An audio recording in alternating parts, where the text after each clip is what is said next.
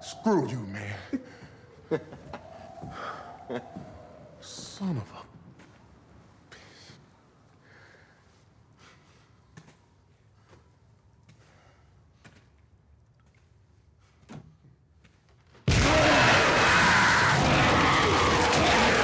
Nothing like a good horror movie. You've probably seen the trailers for The Thing. It is coming out today. If you want to scare your pants off, we are joined by Jonathan Lloyd Walker, who is in The Thing. How are you? I'm very well, thank you. Good.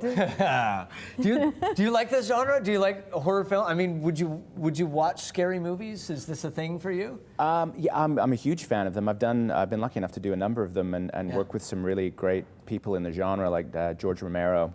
Worked on Land of the Dead with him, and so that was a sort of personal highlight for me. But no, I love the genre. I think one of the great things about horror is knowing going in that it's going to really shake you. And even though in that clip I knew that was going to happen, every time I still jump, because I'm just like that. This is a prequel to The Thing, which is now, I can't believe, almost 30 years old. Yeah. Tell us about the concept of The Thing. Well, basically, there was a lot of interest in trying to tell an origin story on how, because in the Carpenter movie, there's certain details that have to do with this Norwegian base. And Kurt Russell's character goes there, they find the whole thing, destroyed, and they find... So what happened? But they never fill it in the movie. They don't fill it in, and in some ways that's great for that film, because it leaves them in a place of, oh my God, we don't know what happened, and we don't know if it's going to happen again. So we sort of took the initiative to try and tell that story of basically how this thing got loose in the first place, and what happened to all of us. Now, we do see The Thing in The Thing, correct? Are you talking about The Thing or The Thing? Well, we've got some B-roll, and with horror movies now, there's so much CGI, but how did it work for you guys with this film? We're looking at some scenes of you here, but how did it work with the monsters combined with the CGI and what you guys did? Well, it's interesting because there's often two extremes when you make films. Either you're acting in front of a green screen with a tennis ball hanging on a piece of string, trying to pretend it's a monster. Or, as in the case of the Romero film that I did, you've got people in full zombie makeup chasing you, wanting to eat your brain. So there's two very different experiences. This was a mixture of both. We were on set very frequently with some representation of the creature. And bear in mind that the creature is more a sort of a bacterial life form that then inhabits and consumes and takes over its victims. So it's not an individual creature per se like Alien was. So every time it's different. So we worked a lot with different forms of that morphed creature.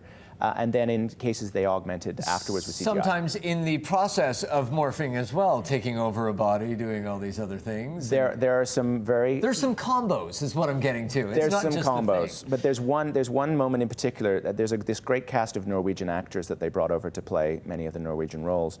And there's one scene in particular where one of the crew people has been taken out by part of the creature. And he's sitting forlornly on the ground as this thing basically is partially devouring him with the saddest look on his face. And you actually sit there thinking, you're like, oh, now, you had guy. a chance to go to the premiere that was in Los Angeles on Monday. What is that experience like when you walk down the red carpet? It's very bizarre. I've referred to it frequently as being Alice through the looking glass, because it is life, but it's distorted through this strange prism. Because it is, particularly as a Canadian-based actor, you go down to LA and all of a sudden you're presented with, and they had it at Universal City Walk, which is a public venue. So there's 300, 400 people behind the barricades. There's about 50 or 60 photographers. They all know your name because they've been prompted. So they're all suddenly screaming your name. Jonathan, Jonathan! And I think my first and I've done a few premieres down there now, but I think my first reaction as a Canadian is still to kind of go, Me? So you have that, so that's bizarre. And then you go and you do all these media interviews with the international press, and that you have the whole experience in the after party, and then you walk away from it and you step through that velvet rope, and all of a sudden you're just an average person. Right. So there's no illusion of celebrity. Did you watch the movie with an audience? Well, what they did at the premiere is they had two side-by-side theaters. One was for all of the cast and crew and the Hollywood types, And then the other one right next door was for the contest winners and the general public who wanted to go see the film. Oh, how fun. So both of them let out at the same time, and there was this great meshing. So you get to hear everything. You get to hear everything. And one of the most bizarre things, again, being so strange to go to Hollywood to do this, they invite other people who are not in the film to come walk the red carpet and see the film. And right behind me on the press line were, and this gives you the idea of the extremes, was Selena Gomez, followed closely on her heels by Marilyn Manson. Oh, you're kidding me?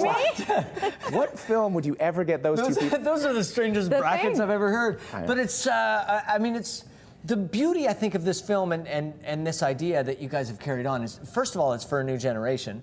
So you're going to get fans that will now go back and look at the original film as well. But there's a beautiful psychological element to this as well. I mean, with the Norwegian cast members in there, there's language barriers. Mm-hmm. Because this thing takes on form, you don't know who to trust, so there's trust issues. And that was a beauty of the original, and I'm assuming you guys have really carried that on in this as well. Yeah, I think the strongest moments in this film aren't actually the creature scares. Yeah. For me, the brooding intensity of the mistrust of these people as things unravel. These are people who all, for the most part, got along pretty well.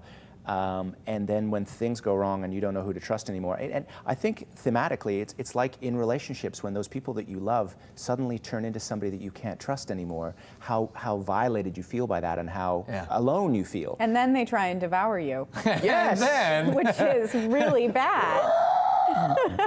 That's the way we go. Yeah, I've had some relationships that have turned out like that. And scene. We wanted to tell you that the thing is opening in theaters across the Lower Mainland. Go see it if you want a good scare. It's just that time of year. It's all over the place today, and a great movie to go and check out with all your friends this weekend and have a little fright as well. Thank you so much. Thank you. Nice to see you. Congratulations. Great to see you again. We're going to take a break.